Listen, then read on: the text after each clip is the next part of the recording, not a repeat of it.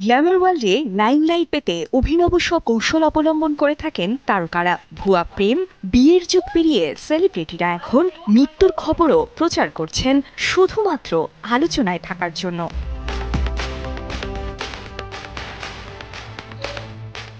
বেশ কয়েকদিন থেকেই বলিউড অভিনেত্রী পুনাম পান্ডের মৃত্যুর নাটক নিয়ে চলছে তোলপাড়। তার ব্যক্তিগত ভেরিফাইড ইনস্টাগ্রাম অ্যাকাউন্ট থেকে হঠাৎ মৃত্যুর স্ট্যাটাস ঘিরেই এই শোরগোল। পরে অবশ্য তিনি নিজেই নিশ্চিত করেছেন যে তিনি মারা যাননি। Hi everyone, it's Poonam. I'm sorry I've caused this tear and I'm sorry to those whom I've hurt. এক ভিডিও বার্তায় তিনি ভক্তদের জানান, বিশ্ব ক্যান্সার দিবস উপলক্ষে জরায়ু মুখের ক্যান্সার নিয়ে জনসচেতনতা বৃদ্ধির উদ্দেশ্যেই নাকি এই অভিনব কৌশল অবলম্বন করেছিলেন। It's a disease that silently takes your life. And this disease needed the spotlight urgently. I'm proud of what my death news has been able to achieve. এদিকে পুনম পান্ডের এমন ঘটনা শুনে অবাক হয়ে গেছেন সাধারণ দর্শক থেকে শুরু করে শোবিজ ওয়ার্ল্ডের তারকারাও। বলিউডের কন্ট্রোভার্সিয়াল কুইন খ্যাত রাখি সাওয়ান্ত পুনমের এই মিডিয়া স্ট্যান্ডের বিপক্ষে আওয়াজ তুলেছেন। पूनम पांडे तू पागल है क्या?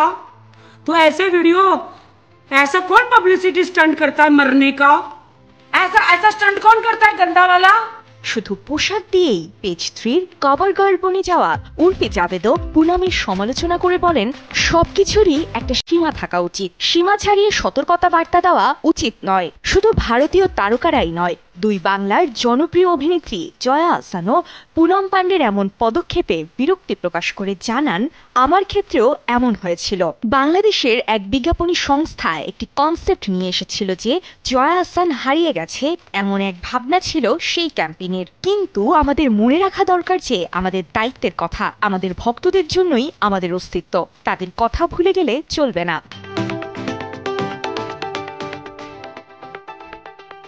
তবে আলোচনায় থাকতে তারকাদের এমন উদ্ভট কর্মকাণ্ড নতুন কিছু নয়। প্রিয়াঙ্কা চোপড়া থেকে শুরু করে আলিয়া ভাটের মতো প্রথম সারির অভিনেত্রীরাও সমালোচিত হয়েছেন পাবলিসিটি স্ট্যান্টের কারণে। বলিউড থেকে এক প্রকার বিতাড়িত হয়েই হলিউডে গিয়ে বোমা ফাটান প্রিয়াঙ্কা চোপড়া। এক টক শোতে প্রিয়াঙ্কা জানান, তার পরিহিত জ্যাকেটটি তার প্রাক্তনের দেওয়া উপহার। তবে প্রিয়াঙ্কার এমন ভাষ্যে অনেকটা চাপে পড়েছিলেন শাহরুখ খান, কারণ খোঁজ নিয়ে জানা যায় জ্যাকেটটি ছিল এসআরকের, যা নিয়ে সে সময় তুমুল আলোচনা হয়।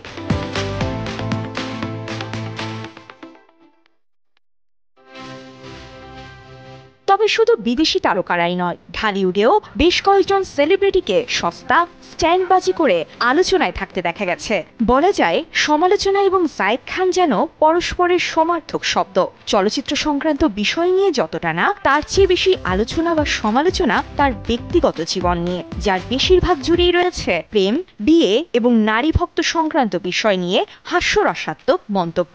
এর বাইরে বিভিন্ন প্রোগ্রামে গান গাওয়া নিয়ে আলোচনা সমালোচনা তাকে ঘিরে। বেসুরো গলায় ভুল উচ্চারণে গাওয়ায় উঠেছে এই সমালোচনা।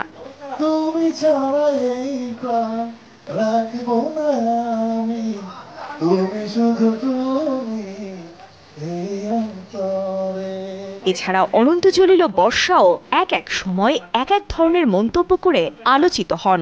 আমি যদি পাগল না হয়ে যাই তাহলে আমাকে কোনো মেয়ে কিছু করতে পারবে না।